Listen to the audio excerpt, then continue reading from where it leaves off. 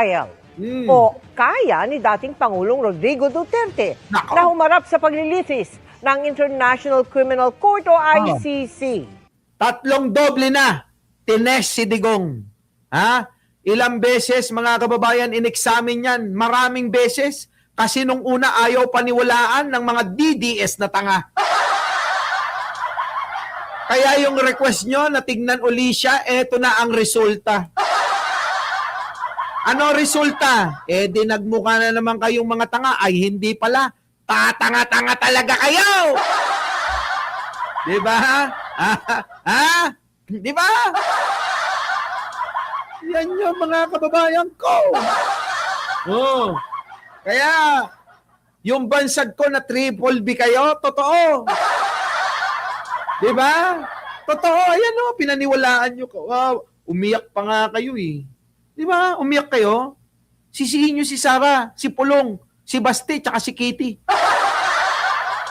Kawawa naman si Tatay Digong! Ay, kaya! Di ba ganyan yung mga peg nyo noon? Di ba ganyan yung mga peg nyo noon? Kawawa naman si Tatay Digong! Ay, kaya! Di ba? Anyari? Oh, di ba? Halos umiyak kayo ng dugo. Halos, nakawin nyo si Digong sa kulungan na yon. Halos, ubusin nyo yung kayamanan ninyo. Halos, hindi kayo magtrabaho para kay Digong. Halos, makipag-away kayo sa mga gwapo na katulad ko. Ay, kaya! Diba? O, anyari? Eto na resulta. Siyempre, hindi pa rin kayo maniniwala, di ba? Kasi kahit anong gawin sa inyo ng kampo ni Duterte, wala kayong pakikinggan.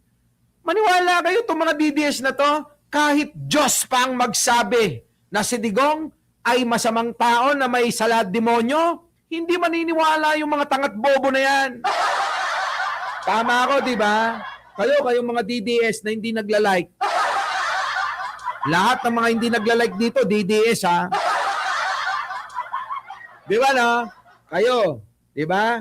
Kahit pa ang Diyos ang magsabi na si Digong ay demonyo, hindi nyo paniniwalaan. Tama, mali. Di ba? Eto, ginagago na kayo, tuwan-tuwa pa kayo. Abay, kulang na lang talagang gawin yung karton na litrato, gahasain nyo. Nakikita ko, mga kababayan, ito, totoo naman, ha? Nakikita ko, yung mga DDS na mga babae, dala-dala yung karton, sinusubuan. Oo, kinakausap. Ha? Sinusubuan, kinakausap, ginajakitan. Pag-jacket na ganyan, tatay, para hindi ka malamigan. Ay, kaya! Tatay, kain ka na. Paborito mo, bulad. Anong klaseng kabaliwan yan? Diba? Yung iba naman, si Robin Padilla kasi nagpauso niyan eh. Kung di ba naman tangat bobo talaga to si Robin Padilla, abay ginawang kakapit kinakausap niya. Di yung mga DDS ginaya, kaya pare-pareha sila na mga siraulot tanga. Yung iba naman, mga kababayan, katabi pa sa pagtulog habang kausap nila. Kulang na lang, mga kababayan, maghubad eh. Kulang na lang maghubad para upuan si Digong eh.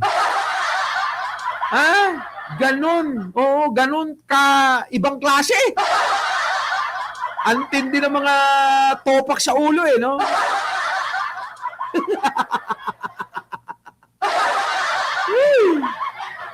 Eto na. Para matauhan na kayo, makinig kayo, ha? Makinig! Eto na. Pakinggan ninyo, mga kababayan, kung paano kayo ginagago ni Digong. Fit to stand trial. O kaya ni dating Pangulong Rodrigo Duterte na humarap sa paglilitis ng International Criminal Court o ICC. Ayon sa desisyon ng Pre-Trial Chamber 1 ng International Criminal Court, Yan desisyon nila yan. Baka sabihin nyo, gawa-gawa ko na naman. Hindi ako marunong gumawa ng kwento rito. Hindi porke barbero ko, kwentong barbero na ako. Sa lahat mga kababayan ng barbero, ako lang nagsasabi ng totoo.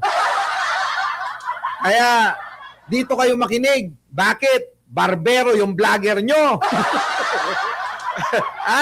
Di ba? Hindi nyo ba napapansin ng mga barbero kapag nagkwento, tuwan-tuwa kayo? Di ba? Eto na, mga kababayan, makinig na kayo. Desisyon ng ICC ito. Hindi desisyon ni Mike Cervera, Les Bank. Di ba? Maripe Palisok, hindi. Sila may desisyon.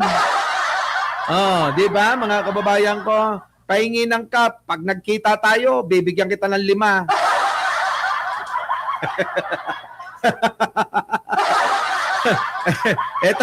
Ito na.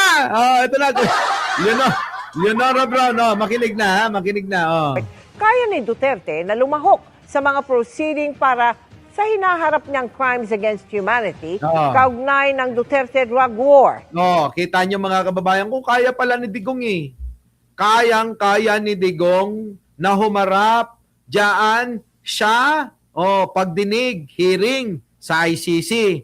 Pero bakit nila pinipilit na ang Digong wala na daw sa katinuan, baliw na daw, hindi na daw nakakapag-isip ng tama?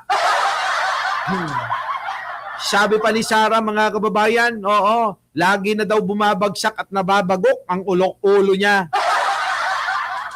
Kita nyo kung gaano kayo ginagago na itong mga Duterte. Kaya alam nyo, sa totoo lang, kung pwede lang ako magmura, mumurahin ko sila isa-isa.